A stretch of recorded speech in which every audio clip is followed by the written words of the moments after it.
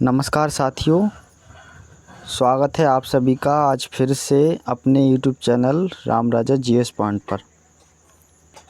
अभी एक जो टॉपिक चल रहा था हिस्ट्री से संबंधित, जो वैदिक सभ्यता के बारे में हमने पहला ऑब्जेक्ट का जो पहला भाग डाला हुआ था, उसी का दूसरा जो भाग है वो हम आज डाल रहे हैं। ठीक है, तो मतलब उसको करने वाले हैं हम। जो भी 50 ऑब्जेक्ट के समथिंग हमने पहले वीडियो में डाल दिए हैं। इसके बाद जिसका ये दूसरा ऑब्जेक्ट का भाग है जो हम आज फिर से लेके आए हैं, इससे अगर दोनों टॉपिक आपने कंप्लीट कर लिए तो वैदिक सभ्यता से 100% किसी भी एग्ज़ाम देने चले जाओ आप कि एक भी प्रकार का क्वेश्चन नहीं छोड़ सकते। ठीक है, तो ये दूसरा टॉपिक है, इसको आप अच्छी तरह से क्लियर कर लीजिए। ठीक है, बढ़िया तरीके से क्लियर करा रहे हैं। ऑब्जेक्ट है, प्रैक्टिस कीजिए आप। ठीक है, चलिए यहाँ से स्टार्ट करते हैं।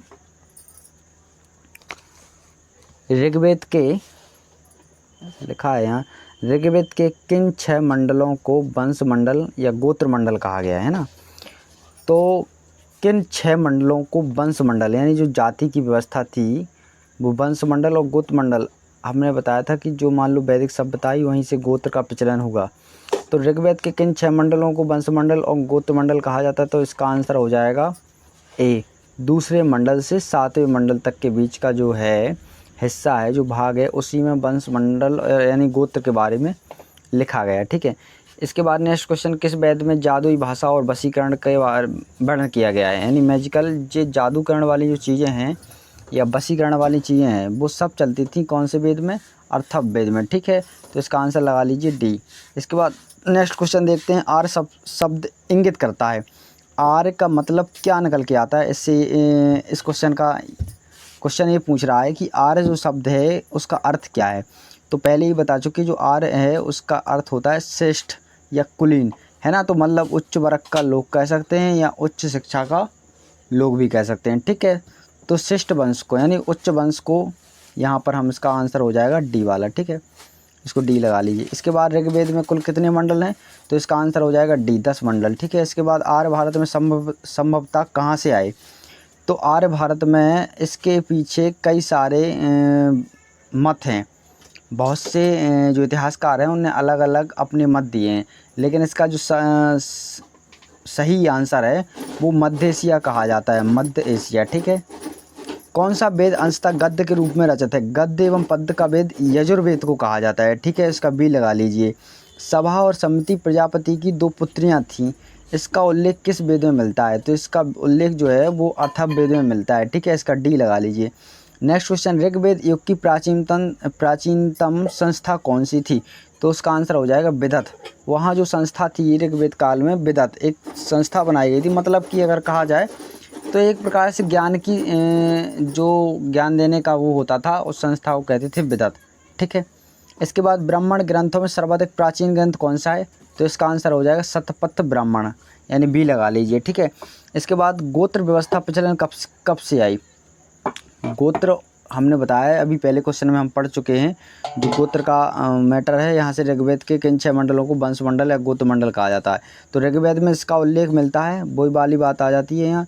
लेकिन ऋग्वेद के ये व्यवस्था जो है वो प्रचलन में कब आई, तो प्रचलन में कहें तो वैदिक सभ्यता के पूर्व, वैदिक सभ्यता के बाद जो सभ्यता लगी उत्तर वैदिक काल, उसमें इसका प्रचलन सबसे ज़्यादा देखने मिला। ठीक है, अनुलोम विवाह का अर्थ क्या है। अनुलोम का अर्थ है निम्न वर्ण का पुरुष और उच्च वर्ण की नारी के साथ विवाह करना। ठीक है, तो वो अनुलोम का कहलाता है। प्रतिलोम में उच्च वर्ण की नारी और निम्न वर्ण के पुरुष के साथ विवाह कर लेती थी। ठीक है, तो इसका लगा लीजिए बी। वैदिक युग में यव को क्या कहा जाता था, तो इसका आंसर हो जाएगा जौ। ठीक है, जौ लगा लीजिए बी नंबर का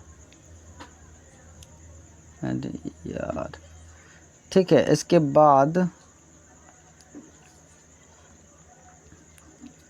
यहाँ पर क्वेश्चन देखिएगा 74वां, ब्रीही जो शब्द है वो किसके लिए प्रयुक्त किया गया है, तो इसका आंसर हो जाएगा चावल। अथर्व का अर्थ है, यहाँ से देखिए, यज्ञ स्तुति और दर्शन। यज्ञ और स्तुति और दर्शन तो ऐसी हैं तो नहीं मिलती। अथर्व में जादू टोना का उल्लेख सबसे ज़्यादा मिलता है, तो ऐसा लगा सकते पवित्र जादू। ठीक है, इसके बाद देखते हैं, इसको मैच कीजिए। शिक्षा जो है वो एक प्रकार से क्या थी, ध्वनि शास्त्र का एक माध्यम हुआ करती थी उस समय, ठीक है। तो इसका लगा लिए ए। कल्पसूत्र जो है एक कर्मकांड है, इसका बी हो जाएगा, 2 हो जाएगा। निरुक्त जो है एक शब्द की उत्पत्ति शास्त्र भाषा शास्त्र के द्वारा हुई निरुक्त। इसके बाद छंद जो है वो छंद शास्त्र के अंतर्गत आता है, ठीक है। ये वाला क्वेश्चन के लिए 77 लगा लिए। प्राचीनतम व्याकरण अष्टाध्यायी की रचनाकार कौन है? अष्टाध्यायी एक पुस्तक है, उसके जो लेखक हैं वो है पाणिनि, ठीक है। इसके बाद निम्न में से कौन सी स्मृति प्राचीनतम है? तो इसका आंसर हो जाएगा मनुस्मृति। आदि काव्य की संज्ञा किसे दी जाती है? तो आदि काव्य की संज्ञा जो है वो रामायण को दी जाती है, ठीक है। प्राचीनतम पुराण कौन सा है? तो इसका आंसर हो जाएगा मत्स्य पुराण, ए नंबर लगा लीजिए, ठीक है। ऋग्वेद में सबसे पवित्र नदी किसे माना गया है? तो ऐसा माना जाता है सरस्वती को। अगर ऐसा पूछा जाए कि वेदों में सबसे ज़्यादा किस नदी का उल्लेख मिला है? तो इसका आंसर हो जाएगा सिंधु। लेकिन अगर ऐसा पूछा जाए ऋग्वेद में सबसे पवित्र नदी कौन सी है? तो सरस्वती। और सबसे ज़्यादा उल्लेख अगर मिला है तो वो सिंधु नदी का, ठीक है। वैदिक समाज में कुल आधारभूत इकाई हुआ करती थी, तो उसका आंसर हो जाएगा क्या? कुल और कुटुंब, ठीक है। ऋग्वेद काल के सबसे उच्च प्रधान देवता की पहचान करें जिसकी स्तुति में 250 सूक्तों की रचना की गई है। तो ऋग्वेद काल में इसका आंसर हो जाएगा इंद्र। किस वेद को सभा का नरेष्ठ अर्थात सामूहिक वाद विवाद का अनुलंघनीय कहा गया है? तो इसका मतलब अर्थवेद को। अर्थवेद में वही सब चीज़ें आडंबर की चीज़ें भरी हैं, तो वही सब अर्थवेद में मिलता है, ठीक है। किस रचना में नारी को सुरा और पासा के साथ 3 प्रमुख बुराइयों में शामिल किया गया है? एक प्रकार से यहाँ नारी को सुरा मतलब शराब हो जाएगा, और पासा वही जुआ और शराब का के समान स्त्री को माना गया है। तो यहाँ पर मैत्रेयी संहिता एक ग्रंथ है, उसमें ऐसा लिखा है।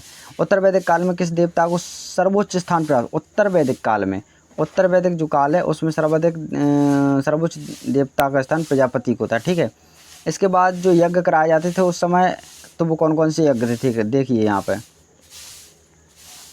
जो राजसूय यज्ञ किया जाता था वो राजा के सिंहासन, जब सिंहासन राजा कोई अपना साम्राज्य पे स्थापित होता था तो उसका सिंहासन रोहण होता था, उस समय राजसूय यज्ञ कराया जाता था। दूसरा नंबर का जो यज्ञ है अश्वमेध यज्ञ, इसका नाम आपने रामायण में सुना होगा। इसका रामायण में इसलिए है कि जो अश्वमेध यज्ञ है इसका उपयोग या इसको कराते थे राजा महाराजा अपनी राजनीतिक शक्ति को बढ़ाने हेतु, ठीक है। मतलब कि ऐसा लगे कि इस क्षेत्र में किसी हमसे ज़्यादा कोई राजा शक्तिशाली नहीं है, और अगर है कहीं पर तो वो एक अपना घोड़ा के द्वारा छोड़ा जाता था।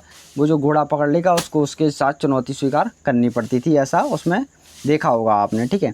इसके बाद वाजपेयी जो यज्ञ है वो सौर प्रदर्शन एवं प्रजा के मनोरंजन किया जाने वाला यज्ञ था। सौर प्रदर्शन मतलब इसमें खुद का एक साहस यानी ताकत दिखाया जाता था, अपनी सौर्यता का, ठीक है।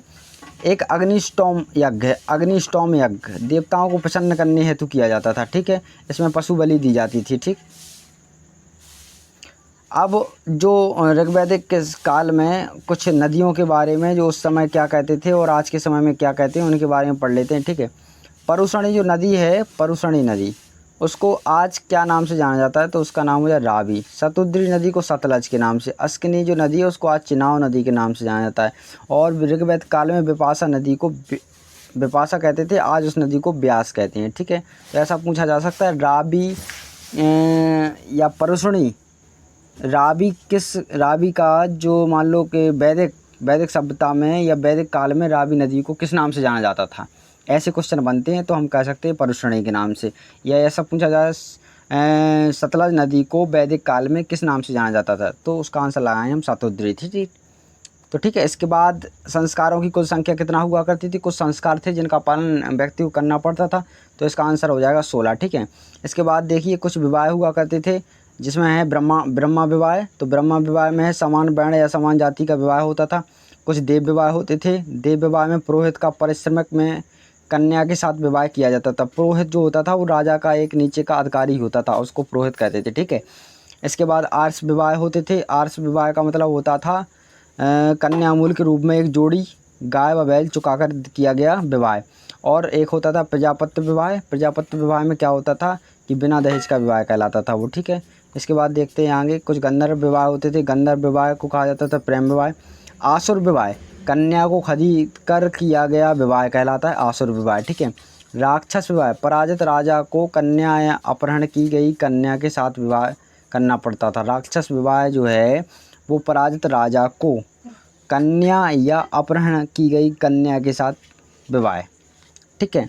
पैशाच विवाह, पैशाच विवाह का मतलब यहाँ हो जाता है सोई हुई अवस्था में कन्या को गुमराह कर या मानसिक रूप से आश्वस्त कन्या को गुमराह कर उसके साथ किया गया विवाह कहलाता है पैशाच विवाह। कहते हैं ना वो अर्थवेद वाला, है ना, तो एक प्रकार से उस विवाह को समझ सकते हैं आप। 3 ऋण में शामिल है नहीं है, कौन सा ऋण में शामिल नहीं है? देवऋण, पितृण और ऋषि ऋण, यानी मातृ ऋण इन तीनों ऋणों में शामिल नहीं है, वो सबसे अलग हो जाता है, ठीक है। इसके बाद ऋग्वैदिक काल के से संबंधित मृदभांड होते थे। तो हमने बताया था कि 2 प्रकार के मृदभांड हैं। एक तो है जो मृदभांड है उसको ओसीपी बोलते हैं, वो ऋग्वैद काल का है, और एक जो है वो उत्तर वैदिक काल का जिसको PGW बोलते हैं, ठीक है। अब हम बता दें इसमें अंतर क्या है। तो अंतर ऐसा है कि जो ऋग्वैदिक काल में जो मिट्टी के बर्तन बनाए जाते थे उनको मृदभांड बोलते हैं। मिट्टी के बर्तनों पर लाल रंग का कलर किया जाता था, तो उसको बोलते थे हैं हम गैरुवर्णी मृदभांड, यानी OCP। तो अगर आपसे पूछा जाए कि ऋग्वैदिक काल से संबंधित मृदभांड कौन सा है, तो आप लगाइएगा OCP, या OCP मतलब गैरुवर्णी मृदभांड।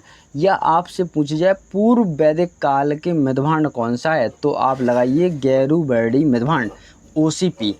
इसके बाद उत्तर वैदिक काल से संबंधित मृदभांड, उत्तर वैदिक काल से संबंधित जो मृदभांड हैं उनको बोला जाता है चित्रित धूसर मृदभांड, यानी PGW। अब इनमें डिफरेंट इतना है कि जो OCP हैं वो कहलाते हैं ऋग्वैदिक काल के, यानी कि पूर्व वैदिक काल के, और जो PGW हैं वो उत्तर वैदिक काल के कहलाते हैं, यानी वो वैदिक सभ्यता का अंत हो रहा था।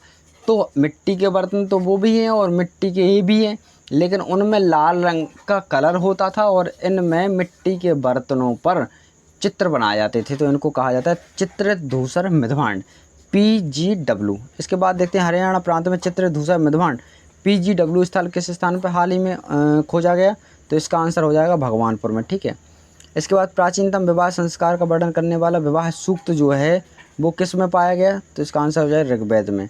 ऋग्वेद में अघन्न मतलब बद योग्य नहीं, जो बद योग्य नहीं है उस शब्द का प्रयोग किसके लिए किया गया है, तो इसका आंसर हो जाएगा गाय के लिए। गाय को माना गया है अघन्न, ठीक है। इसके बाद ये जो है इसको पढ़ते हैं, 100 क्वेश्चन तक कर लेते हैं। ये जो है